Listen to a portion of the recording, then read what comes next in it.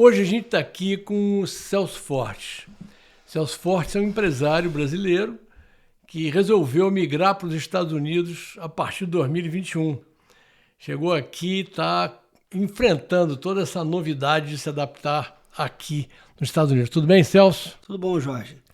Conta pra gente aí um pouco dessa sua aventura de mudar de vida, de sair do Brasil, deixar a tua empresa, deixar a sua família, seus amigos e vir para cá.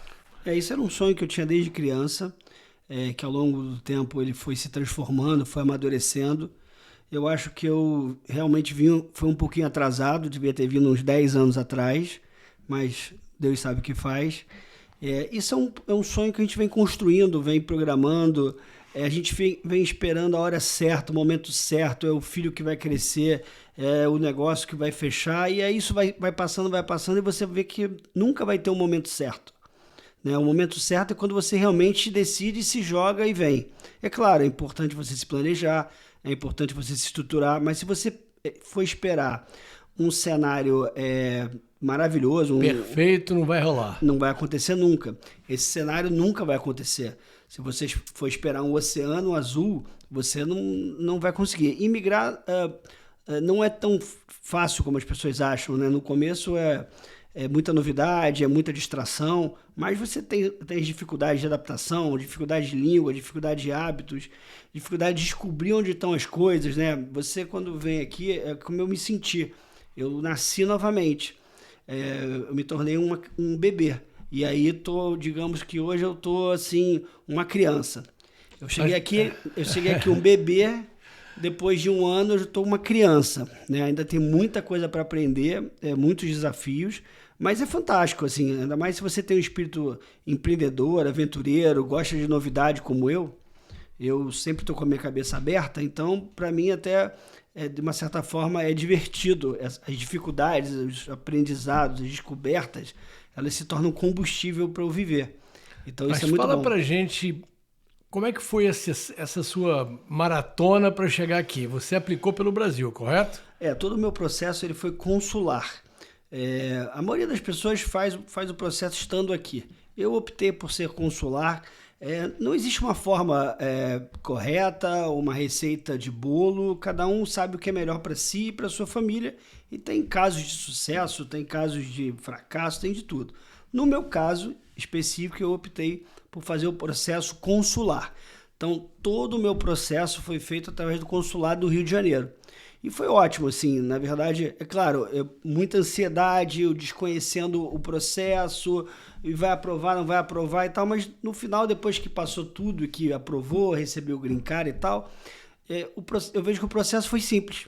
Quanto tempo durou no momento em que você protocolou o seu pedido até a resposta do green card, a resposta da aprovação? O meu processo ele levou exatamente 2 anos. Eu dei entrada no processo em dezembro, 2 anos depois, porque eu entrei no meio da pandemia, eu recebi o green card, saí do consulado do Rio de Janeiro, após a entrevista, após a aprovação, e aí logo em seguida, dia 1º de janeiro, eu fiz a minha primeira entrada, porque a partir daí, quando você faz a sua primeira entrada, é que você passa a nascer aqui nos Estados Unidos, né? Passa a valer, passa a disparar a produção do seu green card, a produção do seu Social Security, enfim. Mas o meu processo inteiro, ele durou exatamente 2 anos. E esse fantasma da entrevista no momento em que você vai para o consulado, ele é complicado? Foi complicado? Foi tranquilo? Como é que foi essa entrevista? A entrevista foi muito tranquila, até porque o meu processo era um processo muito verdadeiro, contava basicamente a minha história profissional, a minha história pessoal,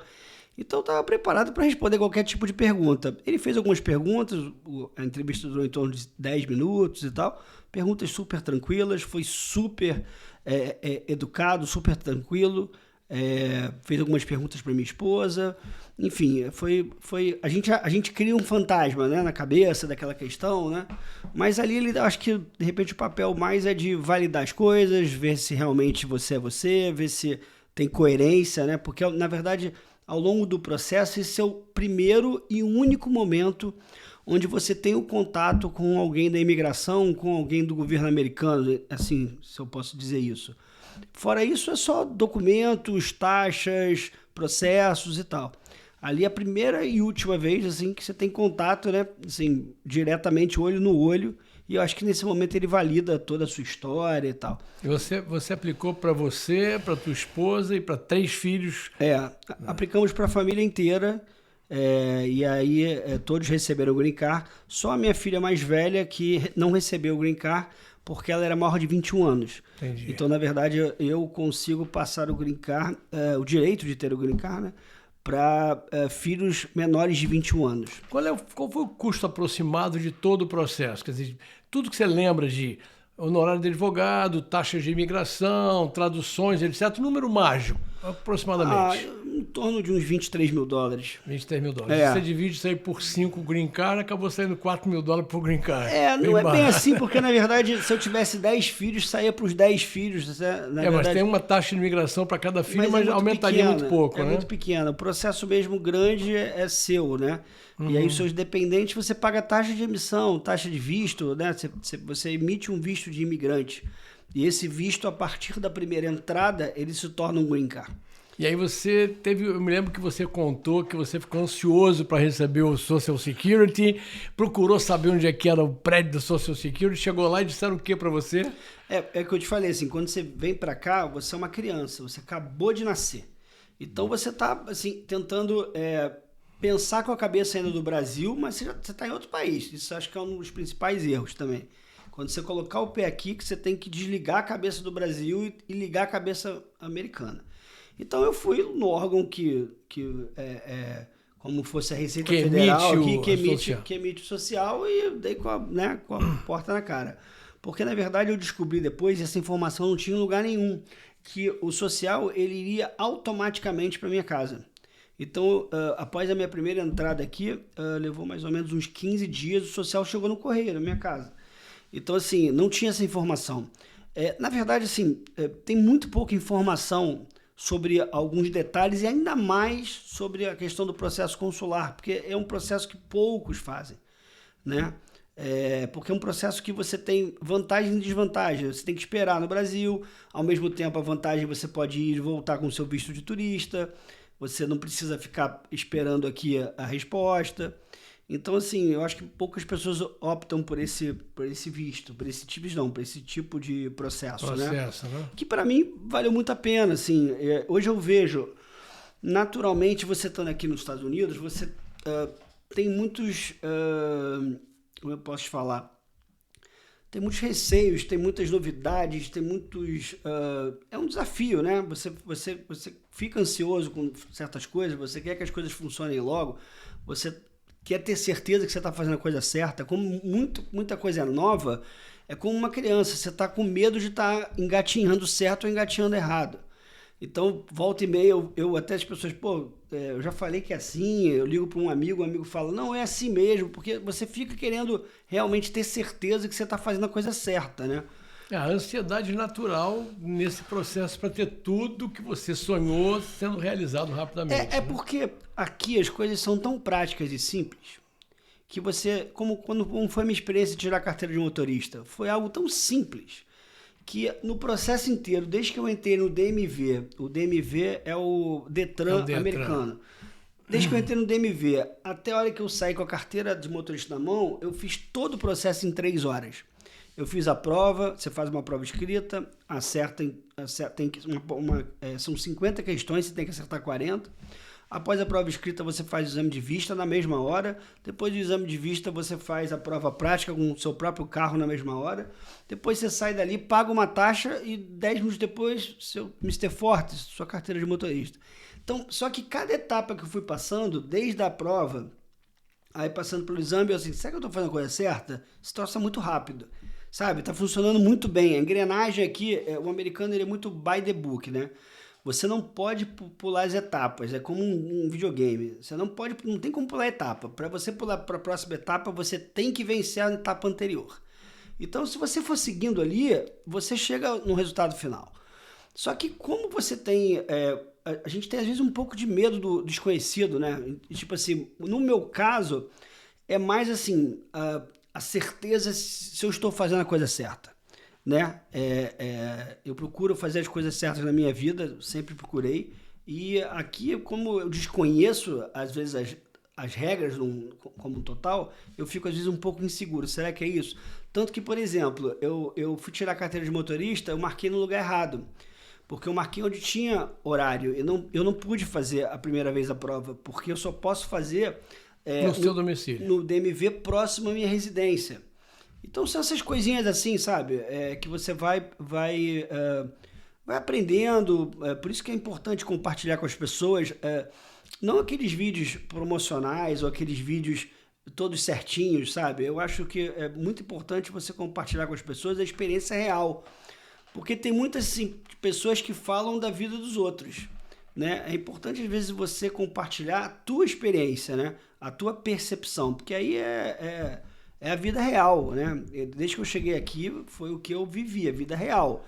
É claro, eu assisti vídeos no YouTube, eu peguei informações com amigos, eu li livros e tal, mas deu um norte, mas nada como você viver a vida real aqui, e fora que as regras mudam, né? Às vezes você estuda que está sendo feito de uma forma em algum momento, daqui a pouco está sendo feito de outra forma. Você veio com filhos, né, em idade escolar. O que te levou a escolher o lugar para viver? Impactou nessa decisão o fato de ter melhores escolas? Porque, enfim, as escolas você não escolhe onde seus filhos vão estudar. Estão dizendo do domicílio, do seu zip, né? O que impactou você, por exemplo, de morar em Celebration? Olha, primeiro, sonho, né? Celebration é uma cidade, aquela cidade, digamos assim, típica raiz americana. Tá certo, foi uma cidade construída, foi uma cidade planejada, mas acho que eles foram muito bem sucedidos no projeto. Então você tem aquela sensação de você realmente estar num filme, estar numa cidade americana raiz, né? Segundo, realmente, as escolas são as melhores, né, da região, pelo menos uma das melhores da região, isso facilita muito, a proximidade da sua casa nas escolas. E outra coisa também que esse primeiro momento, momento de adaptação e tal, eu queria ficar próximo aos parques, eu queria ficar próximo a alguns amigos que são a minha família americana aqui. Então foi um conjunto de fatores. Fora que, de uma certa forma, Celebration me escolheu, porque a minha primeira opção não era Celebration, a minha primeira opção era Lake Nona. Tanto que eu fui a Lake Nona, apliquei para casa em Lake Nona, apliquei para outra casa, todas foram negadas. Recém-chegado, score baixo, não adianta. Aqui você pode ser bilionário, rico, bonito, famoso, se o teu score não é bom, você não é ninguém. E eu tinha acabado de receber meu social, entendeu? O score ainda estava sendo construído, né? Já tinha comprado carro, já tinha feito algumas coisas, mas estava sendo construído. Moral da história, Lake Nona negou. E, poxa, caramba, deu aquele desânimo e tal. E aí eu vim para Celebration. Em Celebration, e outra coisa também, que eu estava num momento onde o mercado imobiliário estava muito aquecido. Então, entrava um anúncio de uma casa ou de um apartamento 7 da manhã, 8 da manhã já estava fora, já tinha 10 fichas na frente, uma confusão. Até o dia que foi 4 de julho, eu vim a Celebration, passar 4 de julho em Celebration, porque é lindo, tem fogos, uma festa, é muito linda. E aí, 4 de julho, eu com a minha esposa, sabe uma coisa, cara, vamos morar aqui? Vamos morar aqui. Fui dormir, acordei no dia seguinte, vi uma casa incrível, 7 da manhã. Liguei para dona da casa, fui o primeiro a ligar. Ela conversou, eu expliquei como é que era, o que estava acontecendo e tal. Ela, vamos tomar um café.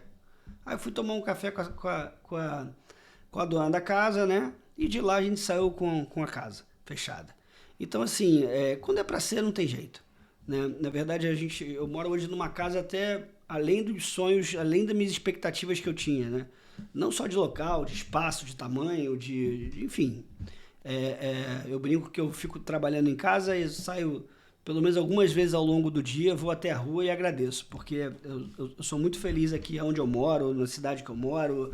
Eu consegui criar uma rotina de trabalho, uma rotina de exercício físico, uma rotina de entretenimento, amigos próximos, assim, estou num momento bem feliz. Quero falar uma coisa, perguntar para você o seguinte, um dos sonhos do brasileiro quando vem para cá e que ele consegue realizar é ter aquele carro que ele sempre pensou ter, né? E você comprou aqui, logo no primeiro mês que você chegou, você comprou um Mustang 0 km, que era um sonho seu, correto? Uhum. E depois, quando você veio a família, a tua mulher veio para cá com os filhos, você entrou e comprou uma Mercedes GLB 250. Como é que é essa coisa de realizar um sonho como esse com uma certa facilidade? Porque você, como disse, estava com um score baixo e quer estar construindo, mas foi lá e comprou um Mustang zero, comprou um Mercedes quase zero. Como é que é esse sonho gostoso de realizar aí? Assim, eu já tinha boas experiências com carro no Brasil, porque no Brasil eu já tinha bons carros. Só que realmente, o carro que eu vendi no Brasil, dá para comprar quase 2 aqui, né? Por uma questão que aqui você está comprando o carro pela metade do preço, ou até menos, muitas vezes. Você está comprando o carro, se você quiser financiar, você tem uma taxa de juro. Se a taxa for muito ruim, você tem 7% ao ano. Se a taxa for boa, você tem 4,5%, 5% ao ano. É claro que isso vai variar conforme o score, conforme o carro, conforme quanto você vai dar de entrada. Tem toda uma mágica aí para ser feita, né? Mas assim, no Brasil, sei lá, é 2% ao mês, né? Isso vai dar 24% ao ano. Então você tem, é imbatível, né? Você compra um carro mais barato. Se você quiser financiar, você compra com uma taxa de juros menor, né? A desvalorização do carro é menor também, então é imbatível, né? Assim, um Mustang aqui custa em torno de $40 mil, no Brasil está R$500 mil, né? Vai dar, vamos chutar aqui, fazer a 5, que não tá, vamos fazer a 5, vai ser 100 mil. O Mustang aqui está 40, lá está 100. Né? Fora a questão da manutenção, quando você fala de comprar um carro de 40 mil, que foi no caso dos meus carros, eles já estão com 5 anos de garantia, né? Acho que o Mustang é 7, porque teve 2 a mais. E com a manutenção já garantida, a manutenção já inclusa no preço do carro. Então, quer dizer, é só colocar, nos próximos 5, 7 anos aí, é só colocar gasolina. Eu fui fazer a primeira revisão dele agora de 1 ano, não paguei nada. Já estava no carro, sabe? Então, assim, eu acho isso muito, muito legal também, a transparência, a praticidade. No Brasil, sempre, antes de você comprar o carro, você pensa no custo da manutenção, se você não vai cair naquela autorizada que vai ser uma fortuna o preço do carro. Isso vai ficar inviável, né? Você começa a ficar desgostoso do carro. E seguro para carro em relação ao Brasil? Como é que você vê? Hoje você tem esses 2 carros, você está pagando um valor que no Brasil você pagaria mais caro, seria o mesmo valor? Olha, eu diria que como eu ainda sou um motorista novo aqui, eu diria que o valor ainda é mais ou menos a mesma coisa, certo? Mas tende a diminuir o meu valor aqui, né? Porque eu tinha um score bom no Brasil, seguro há muito tempo e tal.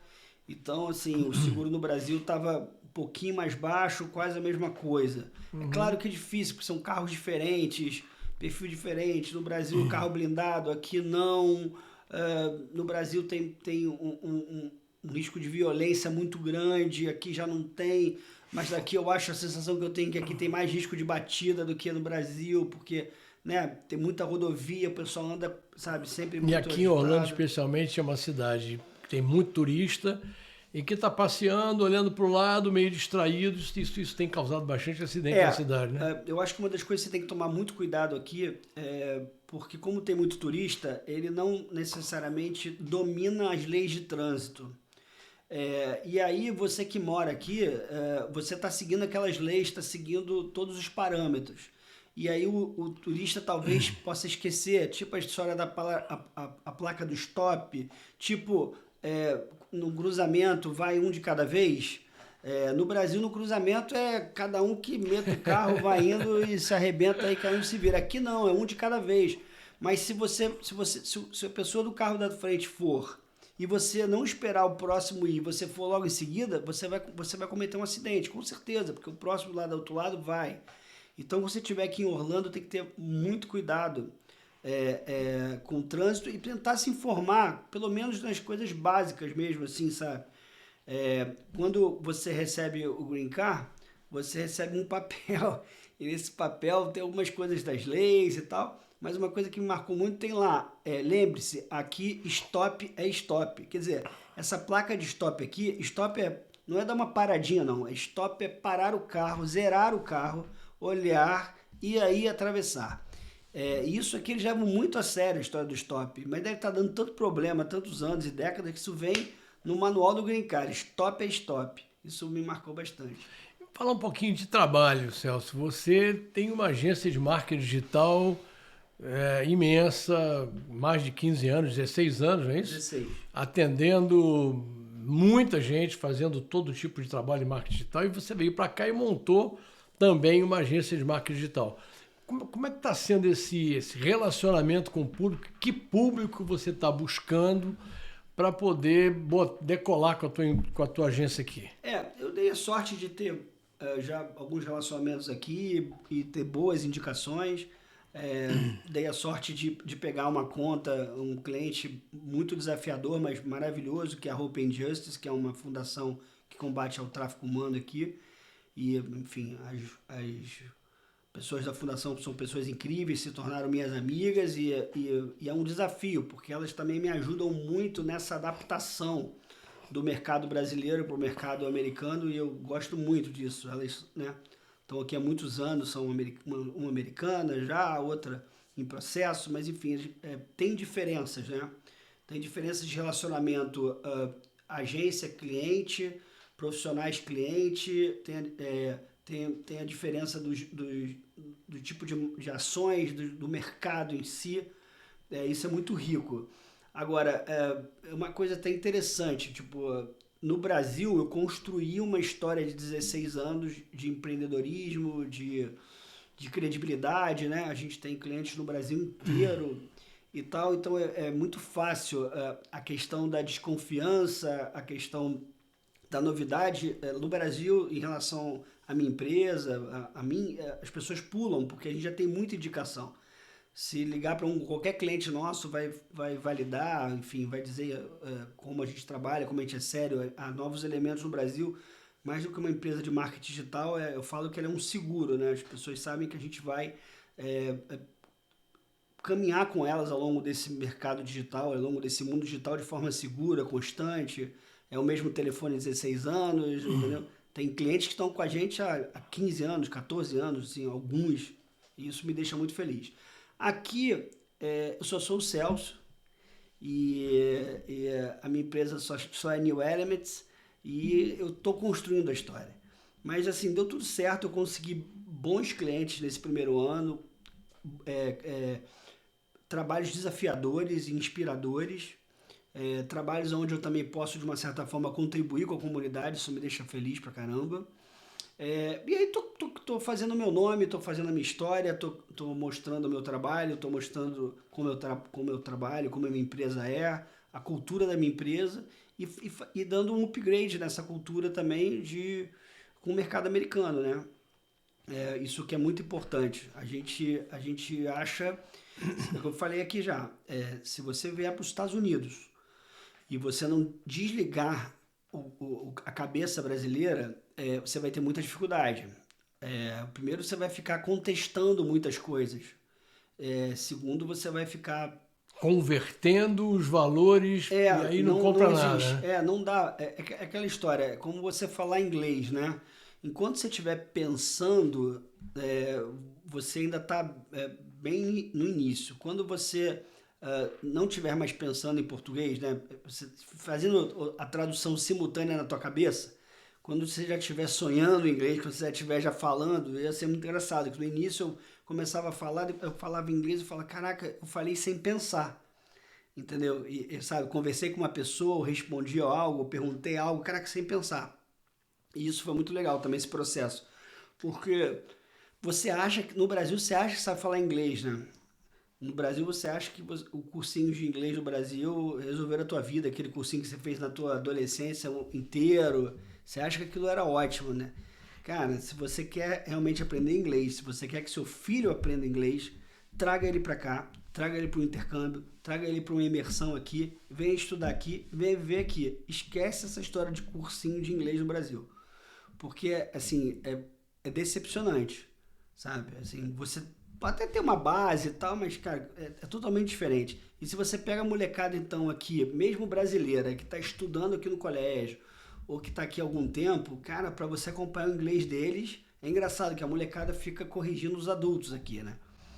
Mesmo você que tem um inglês fluente, tem um inglês muito bom, cara, é bem diferente da meninada que tá aqui respirando e numa imersão no inglês. Isso aconteceu comigo exatamente. A gente vinha para cá de férias com meu filho e aí ele ficava perguntando, pai, o que é conhecer? Como é que eu falo aquilo? Vinha pro cinema, ele perguntava tudo. Hoje ele voou no inglês, está completamente fluente, é o primeiro idioma dele, e ele me corrige.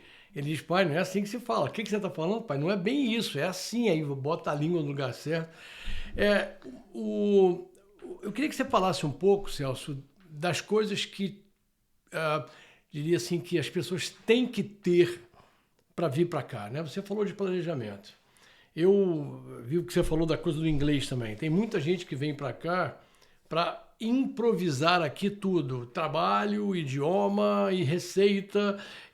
O que você acha que está sendo assim essencial para que você se sinta confortável aqui? O que você fez antes de vir para cá que está te deixando mais confortável agora? Olha, não tem receita de bolo certo e errado. Hoje, por exemplo, eu olho para trás, eu vejo onde eu acertei, onde eu errei, onde eu podia ter feito mais, onde eu podia ter feito menos. Eu optei por, no primeiro ano, fazer uma imersão, que eu não podia fazer uma mudança no primeiro ano de cara, porque as crianças estavam acabando o colégio e tal. Então, para você ter uma ideia, ano passado eu vim 11 vezes para os Estados Unidos. Né? Tinha vez que eu vinha na segunda e voltava na sexta. Mas isso, apesar do gasto, apesar do cansaço, isso foi fazendo com que eu pulasse etapas. Não pulasse etapas, vivesse etapas para quando eu realmente fosse fazer a minha mudança, eu já tivesse tudo pronto. Porque realmente, quando você chega aqui com a tua família inteira e agora eu vou nascer, cara, você vai levar alguns meses, sabe? Para carteira de motorista, Social Security, abrir conta em banco, cartão de crédito. Onde que liga água, onde que liga a luz, caramba, qual é o melhor mercado? Você nasce novamente, você está em outro planeta. E aí eu resolvi fazer essa adaptação aos poucos e parcelada no ano anterior. Então vim vindo, comprei carro, casa, a parte de documentação, celular, escolher a empresa de celular. É que são coisas simples, mas quando você já tem e sabe onde ir. Né? Mesmo assim, se você nascer no Brasil hoje, eu acho que o americano também, se ele chegar no Brasil hoje do zero, ele vai ter o mesmo trabalho que eu, ele vai ver qual é a melhor companhia de celular, qual é o melhor bairro para morar. Eu aqui, por exemplo, tive essa questão. A gente tinha alguns bairros, algumas cidades que a gente queria morar. Mas tem várias cidades muito boas, vários bairros muito bons. É como você está no Rio de Janeiro. Rio de Janeiro você pode morar, que é um bairro bom, nobre, Ipanema, Barra, Leblon, Lagoa, Flamengo. Então, até você escolher entre os melhores qual é o melhor para você, também isso leva toda uma ansiedade. E ver a casa, ver apartamento, e compra, e enfim, financia, enfim. Então, isso foi um processo que eu optei por fazer uma prévia. Vim aos poucos. Hoje, talvez, eu não tivesse vindo tantas vezes, talvez eu tivesse vindo de vez, não sei. Mas, assim, foi parte da minha construção e funcionou comigo. Eu acho que para você aumentar as chances de sucesso aqui nos Estados Unidos, de imigrar para os Estados Unidos, né? Primeiro, dica que eu te dou venha da forma legal. Ir para uma aventura ilegal, cara, pode dar certo. Assim, tem gente que vai dar tudo certo, eu não estou julgando ninguém aqui, não é o intuito, mas assim, você já coloca grandes chances do teu projeto dar errado. Então venha da forma legal.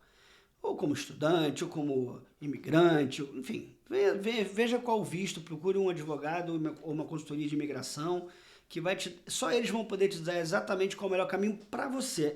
Esse projeto, Jorge, é um projeto muito individualizado. Ele é muito individual, sabe? Ele é muito visceral de cada família, de cada profissional.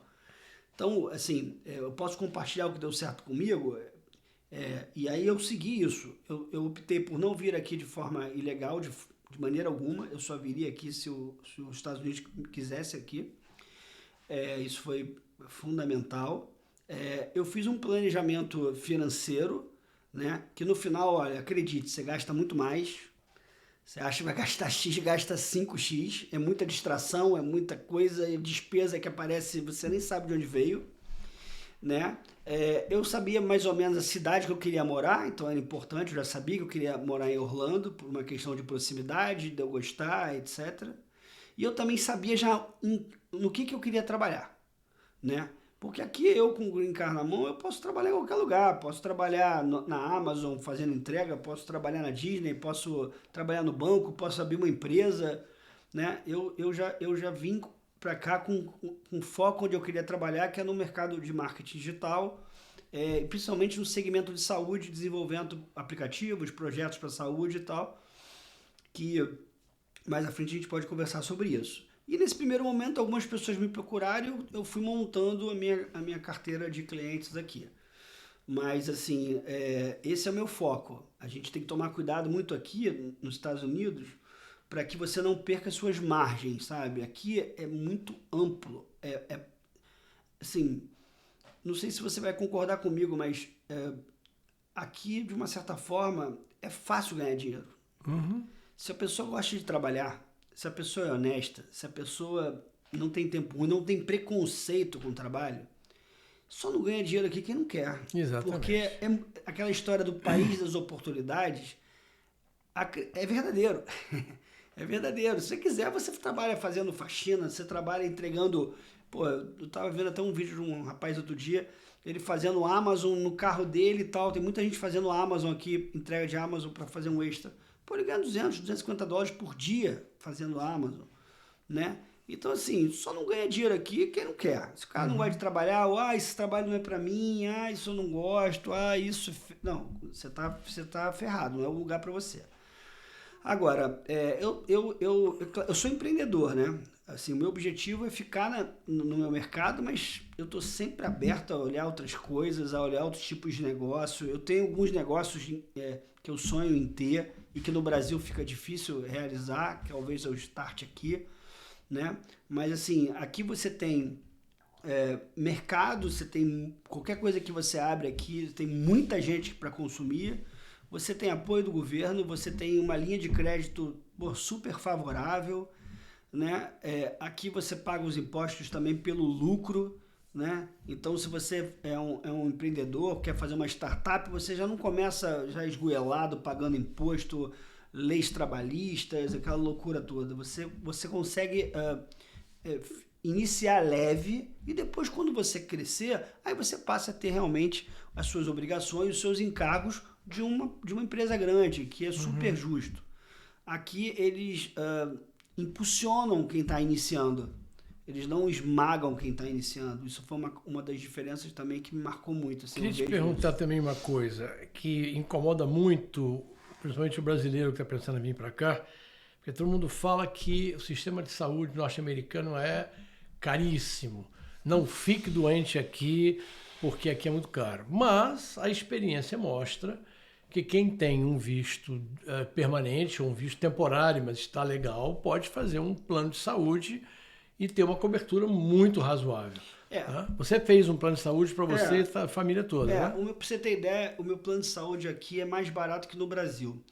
É claro que é uma primeira impressão e é claro que o conhecimento que eu já tenho sobre o plano de saúde é muito interessante, né? Aqui o plano de saúde é mais ou menos o mesmo para todos. O que a diferença é quem paga mais e quem paga menos. E o que faz você pagar mais ou pagar menos é quanto você ganha, é a sua renda. É claro que eu estou falando aqui superficialmente, eu não sou especialista em plano de saúde, mas eu estou falando do que eu vivi e do que eu converso com quem cuida dos meus planos de saúde aqui nos Estados Unidos. Então é o seguinte, se você tem uma renda alta, você vai pagar mais caro. Se você tem uma renda baixa, você vai... Eu acho super justo. Quero mais que meu plano de saúde seja muito caro. É verdade. Mas assim... E não tem como escapar, porque o plano de saúde ele é ligado, né? As plataformas, eles estão ligados à sua declaração de imposto de renda. Se você disser que ganha 100 mil, mas você ganhar 200, você vai ser multado por isso e vai pagar a diferença. Você vai pagar a diferença no teu próximo imposto de renda. Assim, eu optei por, nesse primeiro momento, também manter o meu plano no Brasil. Né? Nem por questão de plano, não. A questão que eu tenho já também meus médicos, né? Eu tenho já médicos que me acompanham há décadas, que eu confio, né? Que podem ser uma segunda opinião ou não. Mas eu estou bem feliz, assim. Eu já visitei alguns hospitais aqui a trabalho. Cara, o hospital aqui né? Um negócio de outro planeta, né? Tipo, coisa. é high-tech, a estrutura. Você não está no hospital. A verdade é essa. Está num hotel 5 estrelas. Exatamente. Se você entrar num hospital americano, principalmente assim, talvez eu não posso dizer um hospital americano, porque eu não conheço todos, né? E não conheço ainda os Estados Unidos inteiro. Mas pelo menos os hospitais aqui de Orlando, os principais, aqui em Celebration tem um hospital incrível. Cara, o hospital de Celebration parece um hotel 5 estrelas, e com todo o conforto, atendimento, estrutura, tem restaurante dentro do hospital, tem loja de presentes dentro do hospital. Se você for visitar alguém, você pode ir na lojinha comprar um presente, tem academia, né? Uma academia incrível, quer dizer, até academia é uma coisa interessante. A academia aqui em Celebration custa $45 por mês, incluindo tudo, natação e tal. Uma academia assim, nível Bodytech lá no Brasil. Pô, uma Bodytech lá no Brasil tá R$500 por mês, quer dizer, vamos chutar aqui $100. Aqui tá 45. Só que $100 lá é só para você entrar na academia. Aqui é 45 com tudo, com hidroginástica, com natação, com as aulas todas e tal, e com uma infraestrutura igual, assim, igual eu tô sendo bonzinho, né? Muito melhor. É muito boa, né? do que a Bodytech até que tinha no lado da minha casa. Enfim, essa questão de custos, de você comparar, cara, é um pouco assustador. Só quem estiver aqui vai poder vivenciar isso. Então, vamos falar nisso então. Uma família como a tua, você, tua esposa e dois filhos, porque o terceiro está no Brasil, que estuda medicina lá e tal. Você, tua mulher e 2 filhos. Eu quero falar assim, em termos de um aluguel de uma casa boa, ter 2 carros, manutenção de 2 carros, gasolina, etc., seguros, comida e diversão. Qual é o número mágico que você acredita que seja aí para isso? Um número mágico aí em torno de uns $7.500. Eu acho que é um número mágico. Vivendo confortavelmente. Bem próximo. Você pode chegar para 5, você pode subir para 8, vai depender muito do teu entretenimento, claro. Vai depender muito da tua compra de mercado, mas você com $7.000 aqui, você tem uma vida infinitamente melhor que você tem no Brasil. Com 35 mil lá. Essa que é a questão, mesmo que mesmo considerando com 5, mesmo, né? Você convertendo, você consegue ter uma vida melhor aqui do que lá. Porque tem muitas coisas aqui que mesmo convertendo são muito mais baratas do que lá. Claro, tem algumas coisas que são iguais, algumas coisas mais caras e tal, mas assim, eu encontro muitas coisas, não só de produto como de serviços, que quando eu faço a brincadeira da conversão, que eu estou cada vez fazendo menos, aqui está mais barato. É assustador. A conversão, Celso, ela vai parar de acontecer na sua cabeça quando você estiver gerando receita aqui e vivendo da sua receita aqui. Enquanto você estiver preocupado em trazer dinheiro do Brasil para cobrir o restante da sua despesa, a conversão vai continuar. Mas são moedas. 7.000 moedas, seja brasileira, seja americana, se você gerar aqui o suficiente para pagar tudo, você para de converter. Eu queria tocar num outro assunto, que é a questão da segurança, né? Você falou agora há pouco aí, e a gente aqui sabe que existe um nível de segurança diferenciado em relação ao Brasil. Como é que você se sente aqui, por exemplo, sair de noite, passear a pé ou parar o seu carro na rua e deixar o carro aberto? Você se sente seguro com isso? Num primeiro momento, você está vivendo num lugar seguro com a cabeça do Brasil. Então, aconteceu isso várias vezes. Eu voltando, ia a Lake Nona ter reuniões à noite, voltava para cá à noite, 11 horas da noite, parado no cruzamento, ninguém. E aquela coisa assim, se eu estou no Rio de Janeiro, eu estou olhando no espelho, já estou com um carro engatado, né? Aquela coisa de carioca. E carioca não, aquela coisa de brasileiro no modo geral, infelizmente, a gente vive numa violência danada, numa guerra. E aí, mas você tem, né? Você vai pegando aquela malícia, né? De parar o carro mais aqui, olhar, acelerar. Então você tá num lugar seguro, mas ainda tá com a malícia. Entendeu? E eu acho que aí isso vai apagando em você. Né? Hoje eu já não tenho isso. Entendeu? Hoje eu ando olhando pro teto. Sabe? Não preciso olhar pros lados, sabe? Então isso é muito interessante. É que nem a história da polícia, né? se você tiver algum problema aqui, chama a polícia. A polícia vai aparecer bem rápido e vai resolver. E aí não importa se você é bonito, famoso, se você é filho do João, filho da Maria, se você, enfim, é rico, pobre, cara, ele vai atuar igual para todos aqui. Né? Eles são muito eficientes, né? São muito eficientes. A polícia aqui, graças a Deus, é muito boa. Isso é bom porque te dá também um norte para os seus filhos, né? Dá um exemplo para os seus filhos. O americano, ele tem uma coisa muito interessante, assim, ele valoriza quem serve ao próximo. Então, se você serve ao próximo, não importa o que você é, se você é policial, bombeiro, médico, enfermeiro, enfim, militar, se você serve ao próximo, cara, você é muito valorizado aqui. Você tem um lugar no coração do tio Sam bem diferente se você é uma pessoa que serve ao próximo. O trabalho voluntário aqui é muito estimulado, até para que as crianças, desde o início, comecem a fazer isso, que isso conta ponto na hora dela ser escolhida para uma universidade boa e até trabalho, né? Mas assim, quem está assistindo a gente agora vai estar se perguntando, né? Mas, pô, qual é o primeiro passo? Quais são as dicas para começar? Porque, assim, primeira dica que eu vou dar para quem quer vir para os Estados Unidos, venha.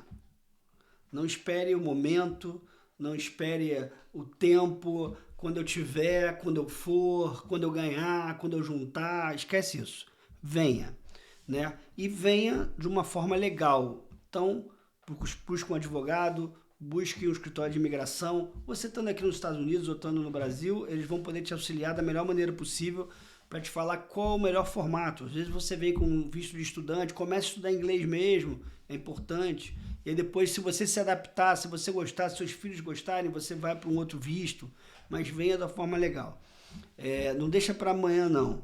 E ao mesmo tempo, durante esse processo de decisão, já tente desenhar em que você vai trabalhar. Replicar a sua profissão do Brasil aqui é uma grande vantagem quando você replica a tua profissão no Brasil aqui. Porque você já chega com o norte. Eu sou pedreiro, eu sou engenheiro. É claro que existem algumas profissões que são impeditivas. Você vai ter que validar teu diploma, você vai ter que, né, vai ter que se alinhar às leis, às regras locais. Mas muitas profissões, como handyman aqui, cara, ganha super bem, sabe? O famoso Severino faz tudo aqui, ele tá rico andando de BMW, entendeu? Sabe? Tá rico andando de Tesla. Então, assim, as profissões aqui são muito valorizadas. Então, se você, claro, você pode vir com um dinheiro e vir aqui abrir um negócio novo, pode. Mas se você, num primeiro momento, replicar a sua profissão aqui, vai ser uma grande vantagem, né? Porque você já chega norteando aí. Você pode trabalhar de motorista, pode trabalhar, enfim, pode abrir empresa de limpeza, pode... Tanta coisa, o mercado aqui né, precisa de tanta coisa, né? Mas como você falou, é bom a gente dar esse esclarecimento para o pessoal que está ouvindo. Se você optar, num primeiro momento, vir como estudante, para ver se adapta e depois faz um pedido de mudança de status, neste período você não pode trabalhar.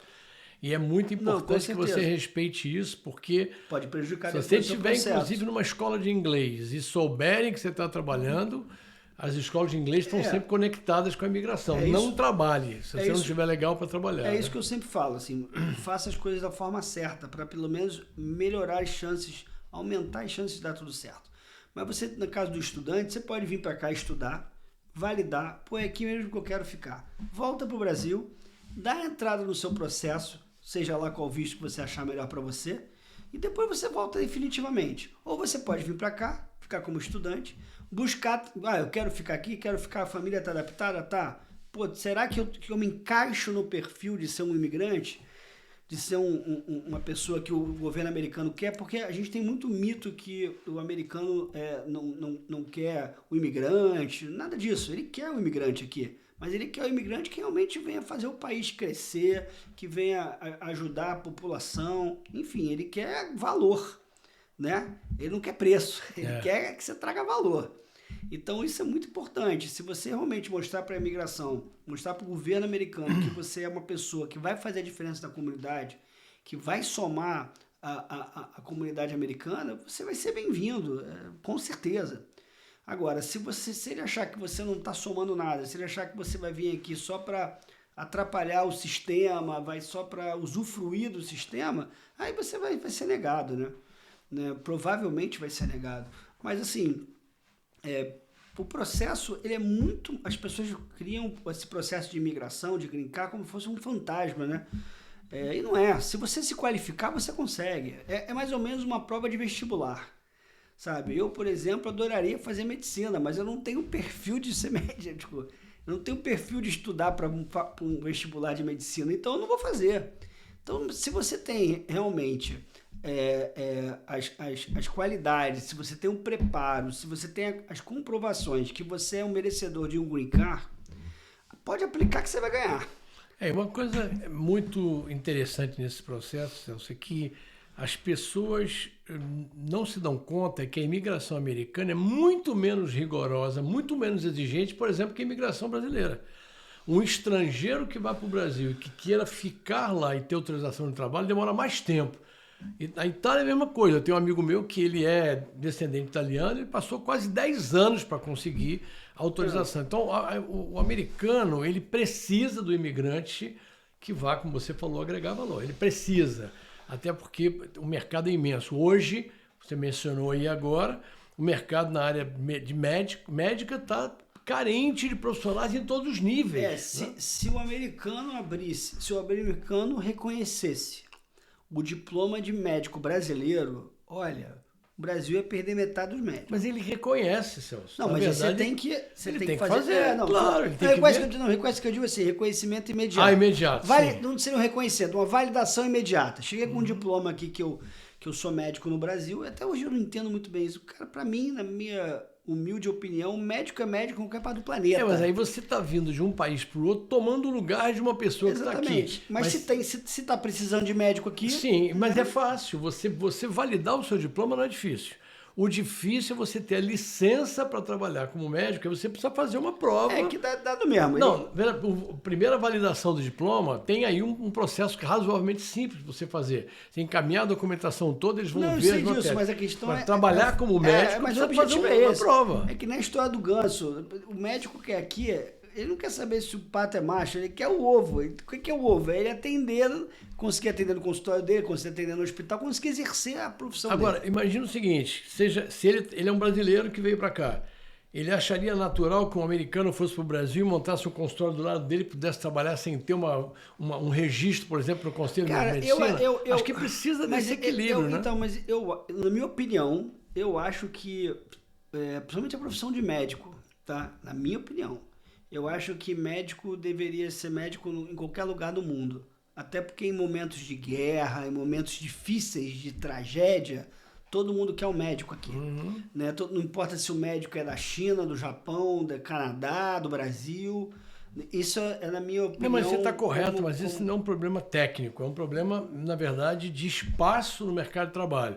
Então o cara faz uma faculdade de medicina nos Estados Unidos, faz a residência nos Estados Unidos, tira o diploma dele, tira a licença dele. Aí vem uma pessoa cai de paraquedas aqui e imediatamente pode trabalhar, e isso está tirando o espaço do cara que está aqui. Mas a sensação que eu tenho, Jorge, é que qualquer parte do planeta está faltando médico. Mas por isso que eu estou dizendo, nesse momento é muito fácil para o médico vir para cá. É muito fácil para o médico ser reconhecido e ser contratado.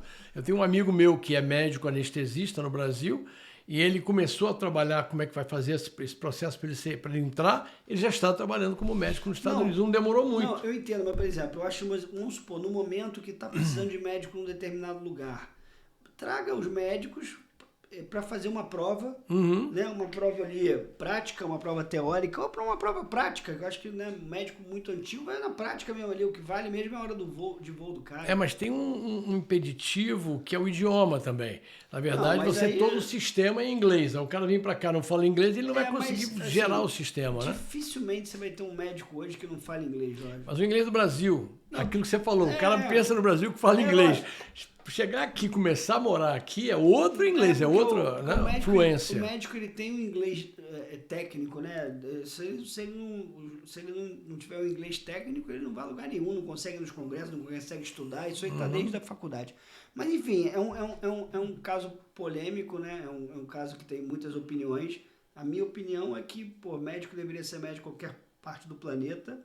E isso deveria ser um pouco mais aberto para essa profissão, sabe? Quer ver uma coisa? Dentista também, que deveria ter esse mesmo conceito que eu considero, né? Em qualquer lugar do planeta. Aqui é dificílimo para o dentista conseguir essa licença. Assim, a gente tem que respeitar São as provas leis. muito difíceis. A gente tem que respeitar as leis e respeitar as regras locais, né? Mas, enfim, tem que respeitar e deve ter algum motivo talvez maior que a gente, como cidadão, né, digamos assim, ingênuos, a gente às vezes não está enxergando. Isso, só para finalizar esse ponto, isso que você falou 2, 3, 4, 5 vezes. Dance a música que está tocando. Não venha para os Estados Unidos para mudar o sistema. O sistema é muito bem montado, ele é autossustentável, as pessoas respeitam. Mude a regra, mas não infrinja a regra. Porque quando você faz isso, você é muito mal visto na América. As pessoas começam a te identificar como aquele cara que quer dar volta, que quer pular etapa. Então, dance a música como ela está tocando. Você pode até dizer o seguinte, agora deixa eu botar uma outra música para a gente dançar. É possível que você consiga, mas siga a regra. Isso é muito importante. Aqui nos Estados Unidos existe, entre aspas, um mecanismo, né? E ele roda muito bem, ele é muito bem estruturado e ele não tem muita margem para erro e para adaptações. Então, se você quer se dar bem aqui nos Estados Unidos, venha para cá, como você já falou, venha para cá, siga as regras, tenha benefícios em seguir as regras, entenda elas e tire proveito delas, porque elas também estão aí com o objetivo de te ajudar, a verdade é essa, né? E isso acaba num primeiro momento você estranhando, mas no segundo momento você vai entender o que eu estou dizendo, né? Então, entre dentro do mecanismo, se adapte ao mecanismo, não tente adaptar o mecanismo que você não vai conseguir. Você não acha que isso é uma dificuldade? Porque o brasileiro tem uma característica muito legal, que é do jeitinho brasileiro. O brasileiro é muito fácil de se adaptar, ele consegue resolver problemas, às vezes, fora do padrão. E que aqui isso não é bem visto na maioria das vezes. Como é que você comenta isso? É porque o sistema brasileiro ele é flexível. Então, o brasileiro é flexível. O brasileiro é um vencedor, ele é um povo, digamos assim, que eu diria sobrevivente, né? Batalhador. Porque não é fácil ser brasileiro, não. Você tem que nascer e... Já para nascer dá trabalho, já para nascer tu tem que lutar. Então, assim... Mas só que o sistema brasileiro ele é muito flexível, o atendimento no Brasil é flexível, as autoridades são flexíveis, o povo é flexível. Tem vantagens e desvantagens, né? Se você chegar aqui muito flexível, vão esticar e vão te arrebentar. Aqui by the book. Eu já comentei isso com você sobre a qualidade do serviço, que essa flexibilidade que o brasileiro tem. A gente tem um serviço de muito mais qualidade, atendimento afetuoso, carinhoso e tal. Quando você chega aqui, você tem um certo choque, porque o americano é muito pragmático, não tem nada de defeito nisso, nem desvantagem, é a característica dele. Mas eu acho que a gente se choca um pouco de ver que as pessoas são muito pragmáticas. Não, próximo, tal, tira você da fila. Sabe que é um choque, né? Assim, você sabe que esse choque que as pessoas dizem do by the book da América e tal, de seguir ali a cartilha, seguir o manual, ele é um choque no primeiro momento. No segundo momento, você se sente muito bem com ele. Vou te explicar por quê. Você tem a certeza absoluta que se você seguir as etapas, você vai chegar no final e vai receber o prêmio, entendeu? Então, assim, se você for seguir o manual certinho, no final, cara, você vai chegar lá no arco-íris, você vai chegar lá na bandeirada final. No Brasil, você pode seguir tudo certinho, que às vezes o final dá, caraca, não deu certo, uma pessoa interpretou mal, a outra faltou, a outra não é bem assim. Aqui não, aqui é 1 mais 1 é igual a 2. Então, assim, no primeiro momento você sofre, porque você está todo flexível, mas quando você fica um pouquinho mais rígido e se encaixa nesse trilho, cara, você vê que é muito melhor. São mais etapas, porém elas são mais eficientes. E como eu falei, você tem a certeza de, passando etapa por etapa, você vai chegar ao final e vai ter sucesso no final. O que você considera sucesso? você alcançar o seu objetivo que você traçou, independente de qualquer um. Cada um tem o seu sucesso. Cada um mede o seu sucesso, cada um elege o seu sucesso. Você tem um livro sobre isso, né? O que é sucesso para você entrevistou 1.500 250, nem sei lá, 2.000. Bem um livro de curiosidades e tal, entrevistei algumas personalidades e fiz essa pergunta: qual a dica que você daria para uma pessoa que está começando agora e sonha alcançar seu sucesso pessoal e profissional, né? Porque às vezes o sucesso é o conjunto da tua vida, né? A tua vida é pessoas, famílias, amigos e profissão, né? Trabalho, realização, né? Saúde, tem vários itens envolvendo esses dois grupos principais. Mas assim, o sucesso é muito individual, sabe? Eu acho que o problema das pessoas hoje em dia é que elas querem medir o seu sucesso pelo sucesso do outro. E às vezes o que é sucesso para mim não é para você e vice-versa, né? Então assim, o sucesso é uma coisa interessante porque ele é muito fácil de alcançar. Ele é seu.